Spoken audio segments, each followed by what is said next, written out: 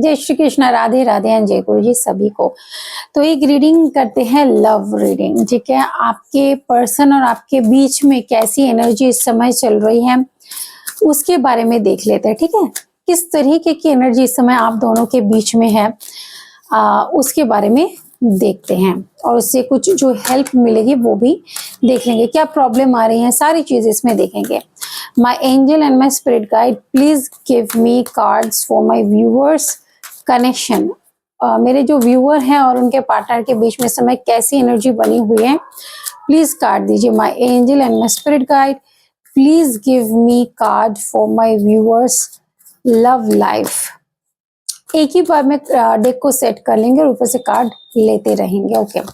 तो सबसे पहला कार्ड है गॉडेस ऑफ द मून। इस समय आप दोनों के बीच में जो इमोशंस है बहुत ज्यादा हाई है, ठीक है। You both are feeling very emotionally attach to each other. एक दूसरे के प्रति इमोशनली खिंचाव बहुत ज्यादा महसूस करें। प्यार की एनर्जी इस समय बहुत हाई है, एक दूसरे से बहुत प्यार करते हैं। बट क्योंकि मून है, मून इल्यूजन को भी क्रिएट करता है। आपके इस प्यार के बीच में किसी प्रकार का कोई इल्यूजन भी कोई क्रिएट करने की कोशिश कर रहा है। शायद इस रिश्ते को हर कोई एक्सेप्ट नहीं कर रहा है, तो इसलिए मुझे यहाँ पर दिखाई दे रहा है कि किसी प्रकार की कोई ऐसी एनर्जी में किसी की ऐसी एनर्जी है जो एक भ्रम को पैदा करने की कोशिश करे, कुछ इस तरीके का समझाने की कोशिश करे कि देखो रिश्ता मुझे तो नहीं लगता कि ज्यादा सही है तुम्हारे लिए, इस रिश्ते में कई प्रॉब्लम भी है। उसके बाद भी अगर फ्यूचर के लिए आगे बढ़ते हो तो शायद बहुत प्रॉब्लम फेस करनी पड़ेगी। इस तरीके के कान भरने की कुछ चीजें हो रही है, मुझे दिखाई दे रहा है। थर्ड चक्र आर्कएंजल शैमुएल, थर्ड चक्र यानी हमारा सोलर प्लेक्सस। सोलर प्लेक्सस हमारे विजडम और नॉलेज से जुड़ा हुआ है।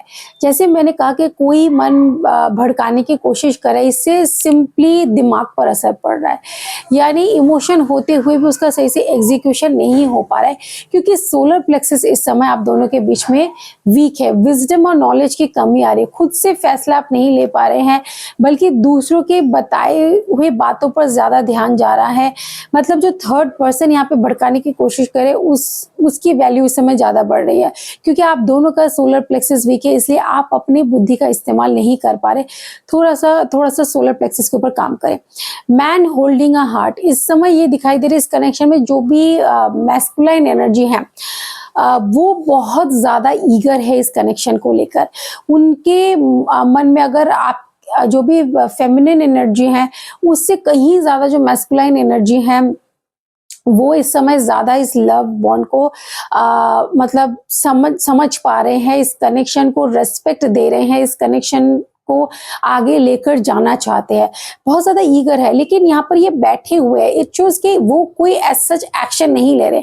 The main problem in this connection is कि वो पर्सन आपको प्यार देना चाहते हैं, जो मैस्कुलिन एनर्जी वो प्यार देना चाहते हैं, इस कनेक्शन के लिए अवेलेबल तो है, लेकिन वो एक्शन नहीं ले रहे हैं। See if someone is loving you, that's really very good, but if the person is not taking any action, so उस प्यार का हम क्या करें, है ना। अगर आप उस प्यार को रेस्पेक्ट दे रहे हैं लेकिन उस प्यार को पाने के लिए कोई भी एक्शन नहीं ले रहे हैं, तो फिर क्या फायदा, है ना। नेक्स्ट हमारे पास है जर्नी। यहाँ पर दिखाई दे रहा है कि जो फेमिनिन एनर्जी है वो बहुत डेस्परेट है to take the action. Masculine energy love से भरपूर है लेकिन वो एक्शन नहीं ले रही, लेकिन जो फेमिनाइन एनर्जी है मुझे यहाँ पे दिखाई दे कि एक डिस्टेंस है आप दोनों के बीच में। स्टेट डिफरेंस हो सकता है, कंट्री डिफरेंस हो सकता है, ठीक है। मतलब काफी दूर रहते हैं, लॉन्ग टर्म एक रिलेशनशिप है, लॉन्ग डिस्टेंस रिलेशनशिप है। तो यहाँ पर जो फेमिनिन एनर्जी है वो ट्रैवल करके जाने के लिए बिल्कुल ईगर है, मतलब इस रिलेशनशिप में अपना पूरा एफर्ट डालना चाहती है। यहाँ पे दिखाई दे रहा है कि बैकपैक्स करके एकदम वो निकल पड़ी है। तो यहाँ पे दिखाई दे रहा है जो फेमिनिन एनर्जी है वो यहाँ पर बहुत जल्द ही अप्रोच करने वाली है अपने पार्टनर को और एक्शन लेने वाली है, और अपने जो मैस्कुलिन जो पार्टनर है उनके अंदर बदलाव लेकर आएंगे अपने इस एक्टिविटी से कि see look at me, if I can take action तो आप भी ले सकते हो। तो यहाँ पे फेमिनिन एनर्जी का बहुत बड़ा रोल है। फेमिनिन एनर्जी इस रिलेशनशिप को फ्लरिश करने में काफी हद तक मदद करने वाली है, यानी फेमिनिन एनर्जी का बहुत बड़ा रोल है। यहाँ पे फेमिनिन एनर्जी बहुत डेस्परेट है अपने लव को पाने के लिए। The thinking man, look at the person again, man और थिंकिंग, यानी फिर वही वो सोच रहे हैं when my love will come, ठीक है, वो हील करना चाहते हैं, इस रिलेशनशिप को हील करना चाहते हैं, बट अगेन थिंकिंग की एनर्जी है, नॉट टेकिंग एनी एक्शन। तो यहाँ पे जो फेमिनिन एनर्जी है उनकी रिस्पॉन्सिबिलिटी बहुत ज्यादा है इस समय कि उनको मैस्कुलाइन एनर्जी के ऊपर काम करना है, मैस्कुलाइन एनर्जी को समझाना है that if you we both are in love, so हम दोनों को ही एक्शन लेना पड़ेगा। सिंपल सी एक बात है कि अगर हम इस रिलेशनशिप में है और दोनों एक होना चाहते हैं तो एक फेमिनिन के पूरे एफर्ट डालने से तो होगा नहीं, मैस्कुलाइन को भी सेम एफर्ट तो डालना ही होगा। And the last card is strategy. Strategy का कार्ड यहाँ पे ये कह रहा है कि आपको अपने इस रिलेशनशिप को स्टेबल करने के लिए, ग्राउंडेड करने के लिए और सक्सेसफुल बनाने के लिए आपको कुछ स्ट्रैटेजीज बनानी पड़ेगी।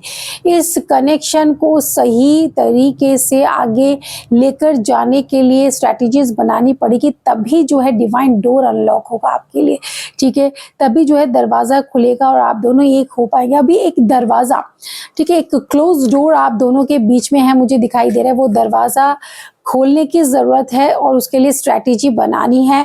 तो स्ट्रैटेजी में सबसे पहला काम क्या करना है, जो फेमिनिन एनर्जी उसको मैस्कुलाइन एनर्जी को ठीक करना है, उनको समझाना है कि आपको भी एफर्ट डालना है।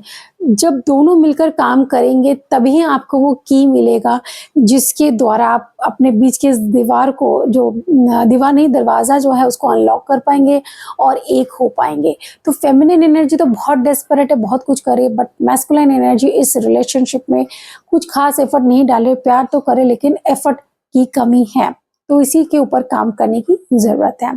सो आई होप कि ये लव रीडिंग थोड़ी हेल्पफुल रही होगी आपके लिए। मिलूंगी आपके साथ नेक्स्ट किसी वीडियो में, तब तक खुश अपना ख्याल रखिए। May divine bless you, take care and bye bye.